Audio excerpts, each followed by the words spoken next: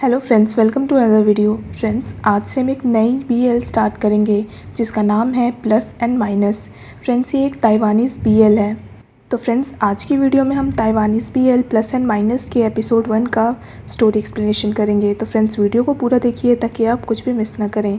और अगर आपने हमारे चैनल को अब तक सब्सक्राइब नहीं किया है तो कर लीजिए ताकि आप आने वाले वीडियोज़ की नोटिफिकेशन मिस ना करें। जे शो और ली गोंग चाइल्डहुड फ्रेंड्स हैं और दोनों हमेशा ही साथ रहते हैं। जे शो ली गोंग को पूछता है, क्या तुम चल के बॉल गेम देखोगे? ली गोंग उसके साथ आ जाता है और पूछता है, क्या तुम श्योर हो कि हम पकड़े नहीं जाएंगे? जे शो कहता है, हम बिल्कुल पकड़े नहीं जाएंगे क्योंकि हॉलीडे के दिन बहुत ही कम टीचर्स स्कूल आते हैं।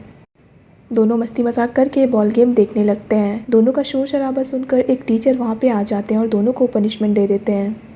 अगले सीन में सब लोग मिलकर ली गोंग का 18th बर्थडे स्कूल के ही रूफटॉप पर सेलिब्रेट कर रहे होते हैं। तभी वहाँ पर गार्ड आ जाता है तो सब लोग वहाँ से भागकर जाने लगते हैं। ली गोंग और जे शो एक रूम में आकर छुप जाते हैं। गार्ड उन्हें ना देख ले इसीलिए जे शो ली गोंग को नीचे कर लेता है। ये देखकर ली गोंग की हार्ट बीट तेज हो जाती है। गार्ड के जाने के बाद जे शो ली गोंग को एक गिफ्ट देता है। दोनों बहुत ज़्यादा ड्रंक होते हैं और ड्रंक हालत में जे शो ली गोंग को किस कर देता है और कहता है, मैं हमेशा तुम्हारे साथ रहूँगा। तभी ली गोंग की आँख खुल जाती है। अब स्टोरी प्रेजेंट में आती है। जब भी ली गोंग का बर्थडे नज़दीक आने लगता है तो ली गोंग को अपने 18th बर्थडे का सपना आता है। ली गोंग इस साल 27 ईयर्स का होने वाला है। ली गोंग और जे शो अब लॉयर बन चुके हैं। ली गोंग उठकर रेडी हो जाता है। वहीं दूसरी तरफ जे शो अभी तक सो ही रहा होता है। दोनों अब रूममेट्स हैं और साथ में एक ही ऑफिस में काम भी करते हैं। जे शो रूम से बाहर आता है तभी वो वहाँ पे ली गोंग को बैठा देखकर चौंक जाता है और कहता है, क्या तुम भूत हो? तुम उठते हो तो शोर क्यों नहीं करते हो थोड़ी भी? ली गोंग कहता है तुम यहाँ जल्दी आओ और खाना खाओ वरना हम लोग लेट हो जाएंगे। जे शो आकर वहाँ पर बैठ जाता है और ली गोंग के कप की कॉफ़ी पीने लगता है। तो ली गोंग जे शो के लिए कॉफ़ी निकाल कर उसे देता है और अपना कप वापस ले लेता है। जे शो ली गोंग से पूछता है, तुम इस साल अपना बर्थडे कैसे सेलिब्रेट करना चाहते हो? ली गोंग कहता है, हमेशा की तरह ही। जे शो पूछता है, क्या हम बाहर जाके सेलिब्रेट करें? ली गोंग कहता है, सेलिब्रेट करने की ज़रूरत नहीं है। ली गोंग अपने मोबाइल में देख रहा होता है तभी जे शो उसे हक करके कहता है, क्या तुम इस साल भी मेरे साथ रहोगे? ली गोंग उसे अपना हाथ हटाने को कहता है पर जे शो नहीं हटाता है। तो ली गोंग उसका हाथ मोड़ने लगता है। अगले सीन में लिंग से अपनी बेटी लिंग लिंग को स्कूल छोड़ने आता है और कहता है, तुम अच्छे से मन लगाकर पढ़ना, स्कूल के बाद तुम्हारी माँ आकर तुम्हें पिक कर लेगी। जब तुम अपनी माँ के साथ जाओगी तो उनके साथ अच्छे से रहना। लिंग लिंग मान जाती है और कहती है, आप याद से खाना ज़रूर खा लेना। यिंग से मान जाता है और लिंग लिंग को क्लास में जाने को कहता है। लिंग लिंग उसे बाय कर वहाँ से चली जाती है। यिंगजे का डिवोर्स हो चुका है और अब वो सिंगल पेरेंट है। जे शो और ली गोंग ऑफिस जा रहे होते हैं। जे शो फ़ोन पे किसी क्लाइंट से बात करते हुए जा रहा होता है। कॉल कट करने के बाद जे शो का चेहरा डाउन हो जाता है। ली गोंग कहता है, मिस्टर ची कुछ ज़्यादा ही एक्टिव है ना? तो जे शो कहता है, बहुत ज़्यादा। वो मुझे पूरे वीक कॉल कर रहे हैं। मुझे लगता है कि उन्हें डर लग रहा है कि वो अपनी बीवी से डिवोर्स का केस हार ना जाए। ली गोंग को शांत देखकर जे शो कहता है, तुम सुबह सुबह मुझसे किस बात पे नाराज़ थे जो तुमने मेरा हाथ मोड़ दिया? क्या तुम्हारा मूड इसीलिए ख़राब था क्योंकि मैंने तुम्हारी रेड वाइन की बॉटल सीक्रेटली खोल दी थी? या फिर तुम इसीलिए गुस्सा थे क्योंकि मैंने तुम्हारे अकाउंट से सीरीज़ देखी थी? लेकिन उस अकाउंट के लिए तो मैं भी पे करता हूँ ना। ली गोंग कुछ नहीं बोलता है। तो जे शो कहता है, कहीं तुम मुझसे इसलिए तो नाराज़ नहीं हो क्योंकि ड्रिंक के पैसे तुमने पे किए थे? ये कहकर वो ली गोंग के कंधे पर हाथ रखता है पर ली गोंग उसका हाथ हटा देता है। जे शो कहता है, क्या ये बात नहीं है? कहीं तुम मुझसे ब्रेकफास्ट की वजह से तो नाराज़ नहीं हो? जे शो मस्ती मजाक करते हुए कहता है, मैं तुम्हें कल पे कर दूंगा तो तुम थोड़ा सा स्माइल करो। जे शो मस्ती मजाक करते हुए कहता है, तुम आखिर खोए किस बात पे हो? क्या तुम कुछ सोच रहे हो? आखिर बात क्या है, मुझे बताओ ना। ली गोंग कहता है, मैंने आज सपने में अपने 18th बर्थडे के सेलिब्रेशन को देखा है। तभी वहाँ पर जे शो की बहन शुचिंग आ जाती है और ये देखकर कहती है, आप लोग सुबह सुबह ये क्या कर रहे हैं? तभी ली गोंग जे शो का हाथ हटाता है और उसके हाथ को कस के मोड़ने लगता है पीछे और थोड़ी देर बाद छोड़ता है।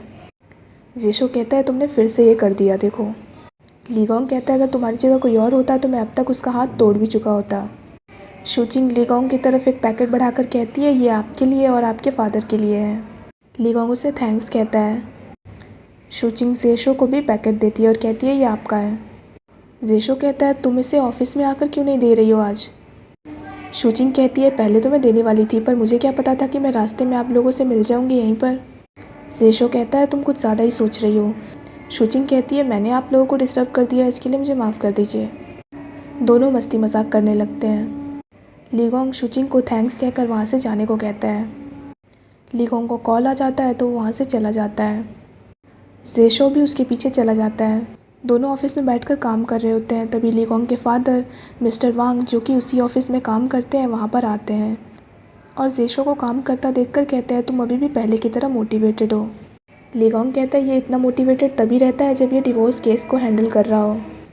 जेशो कहता है मैं लोगों को उनकी तकलीफ़ से दूर करता हूँ, ये तो बहुत ही महान काम है ना।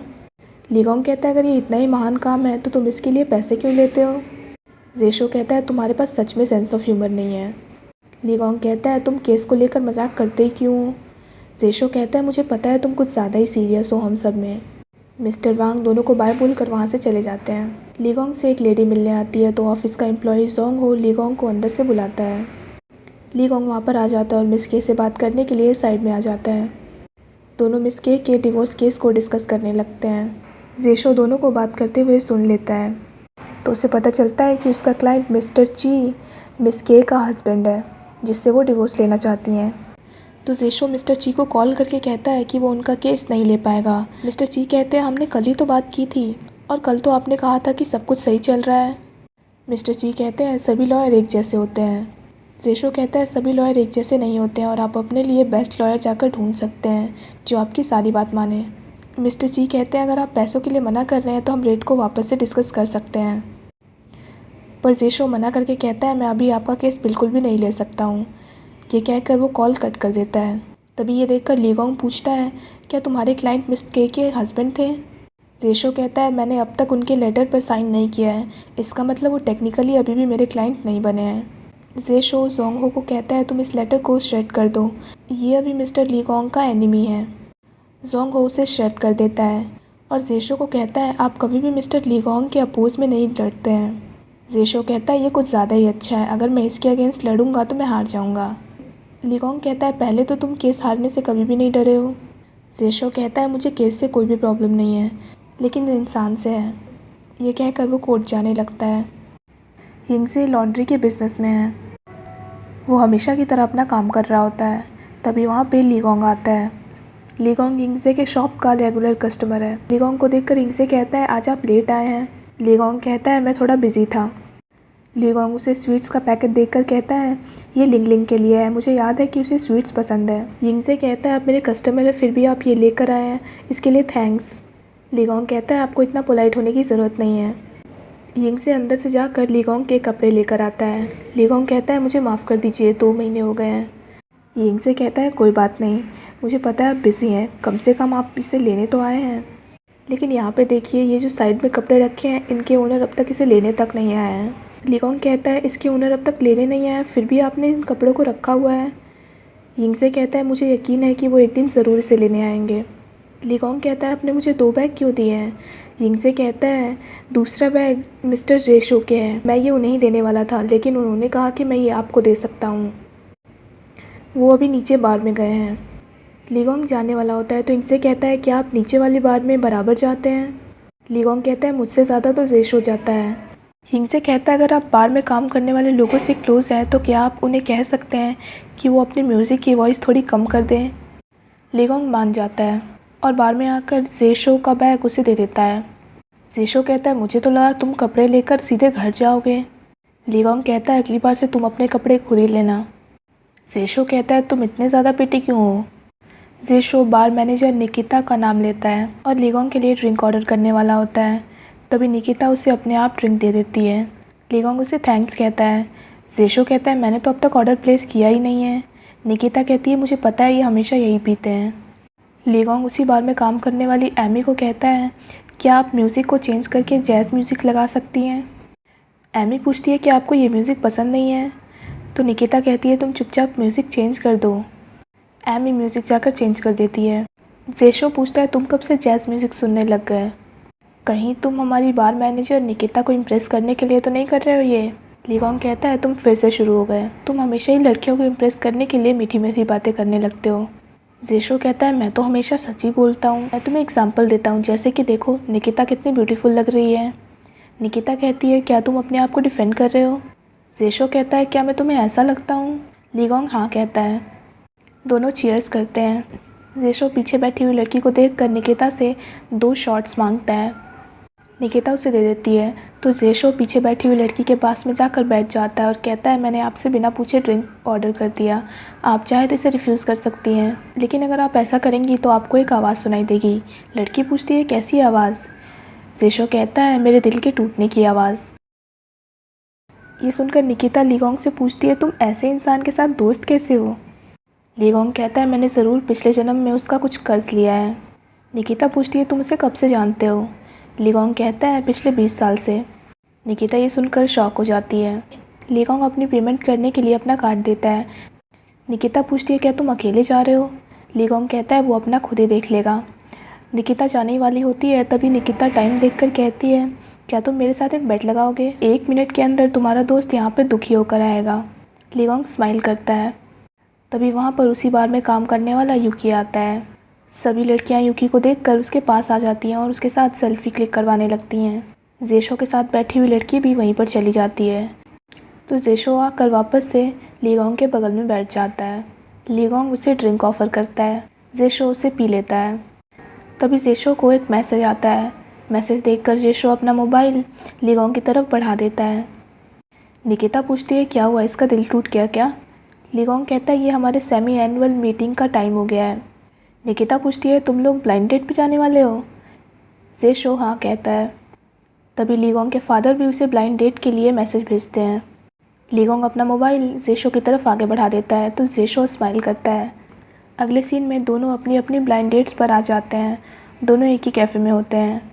थोड़ी देर बाद जेशो अपनी ब्लाइंड डेट को कहता है मुझे अभी अभी कुछ काम याद आ गया है तो मुझे यहाँ से जाना होगा। जेशो आकर लीगोंग की ब्लाइंड डेट को कहता है हम दोनों को अभी किसी ज़रूरी काम से जाना है तो इसे यहाँ से जाना होगा। लीगोंग भी जाने के लिए खड़ा हो जाता है तो लड़की पूछती है क्या मैं आपको लाइन पे ऐड कर सकती हूँ। जेशो कहता है ये तो अपना मोबाइल कार में भूला है। जेशो लीगोंग को लेकर वहाँ से चला जाता है। अगले सीन में जेशो कहता है मैंने कभी नहीं सोचा था कि तुम्हारे डैड भी ऐसा करेंगे, मुझे लगता है उन पर मेरे डैड का असर हो रहा है। लीगोंग कहता है अभी तो हमें और भी लोगों से मिलना है, मैं तो कोर्ट जाने से भी ज़्यादा थक गया हूँ इन डेट्स के चक्कर में। जेशो कहता है क्या तुम मेरा प्लान ट्राई करना चाहोगे। लीगोंग पूछता है कौन सा प्लान। जेशो कहता है पहले मुझे देखना होगा कि तुम मेरे स्क्रिप्ट में फ़िट आ भी सकते हो या नहीं। जेशो शुचिंग को वहाँ पर बुला लेता है। शुचिंग दोनों को ही एक पेपर देती है। लीगोंग कहता है तुम इन डेट्स को कुछ ज़्यादा ही कम सीरियस नहीं ले रहे हो। जेशो कहता है वैसे भी मुझे इन अरेंजमेंट्स और मैरिज में उतना ज़्यादा यकीन नहीं है, क्योंकि मुझे पता ही है कि मेरा जल्दी ही डिवोर्स हो जाएगा अगर मैं शादी करूँगा तो। लीगोंग स्क्रिप्ट देखकर कहता है तुम्हारे पास एक ही पेज है और मेरे पास इतने सारे पेज क्यों हैं। जेशो कहता है अच्छे एक्टर के लिए थोड़ी लाइन्स काफ़ी है, अच्छा एक्टर उन थोड़ी लाइन से ही ज़्यादा लाइन्स क्रिएट कर सकता है। तुम्हारे जैसे रुकी को मैं यही सलाह दूंगा कि तुम बस स्क्रिप्ट अच्छे से याद कर लो और तुम स्क्रिप्ट राइटर से ज़्यादा सवाल ना पूछो। लीगोंग कहता है क्या तुम हमेशा ही ये करते रहते हो। जेशो कहता है तुम मुझे डायरेक्टर कहो। जेशो एक बुक की लाइन कहकर कहता है तुम चिंता मत करो, तुम बस मुझ पे सब कुछ छोड़ दो। जेशो लीगोंग को हक करके कहता है मैं जैसे ही एक्शन कहूँ तुम बस स्क्रिप्ट को फॉलो करने लगो। जेशो लीगोंग को डेमो देने के लिए अपनी डेट के सामने बोरिंग पर्सन की तरह एक्ट करने लगता है, जिसे देखकर उसकी डेट वहाँ से जल्दी ही भाग जाती है। लीगोंग ये देखकर सरप्राइज हो जाता है। अब बारी लीगोंग की आती है। लीगोंग को एक प्लेबॉय होने का स्क्रिप्ट मिला होता है तो लीगोंग बिल्कुल वैसे ही एक्ट करने लगता है, जिसे देखकर उसकी डेट वहाँ से चली जाती है। जेशो लीगोंग को कहता है तुम तो कुछ ज़्यादा ही अच्छे हो, तुमने तो उसे बहुत ही जल्दी भगा दिया। लीगोंग कहता है मुझे नहीं लगता है कि ये सही तरीका है। जेशो कहता है तुम यहाँ तक आकर अब रुकना चाहते हो, तुम ज़्यादा मत सोचो, हम सिर्फ एक्टिंग ही तो कर रहे हैं। लीगोंग को चुप देखकर जेशो कहता है अगर तुम्हें ज़्यादा प्रॉब्लम हो रही है तो अगले सीन में मैं एक्ट करूँगा, तुम बस सीन को फॉलो करते जाना। लीगोंग पूछता है क्या तुम श्योर हो। जेशो हाँ कहता है। जेशो अपनी ब्लाइंड डेट से मिलने आता है। तभी प्लान के अकॉर्डिंग वहाँ पर लीगोंग आता है और उसके ऊपर पानी फेंक देता है और उसे जर्क कहता है। तो सीन के अकॉर्डिंग जेशो कहता है मुझे माफ़ कर दो, मैं तुमसे प्यार करता हूँ। और यहीं पे एपिसोड ख़त्म हो जाता है। So friends, that's it for this video. I hope आपको वीडियो पसंद आया हो। अगर आपको वीडियो पसंद आया हो तो वीडियो को लाइक कीजिए, हमारे चैनल को सब्सक्राइब कीजिए, साथ साथ बेल आइकन भी प्रेस कर दीजिए ताकि आप आने वाली वीडियोज़ की नोटिफिकेशन मिस ना करें। So friends, thanks for watching this video. Bye bye and take care of your health.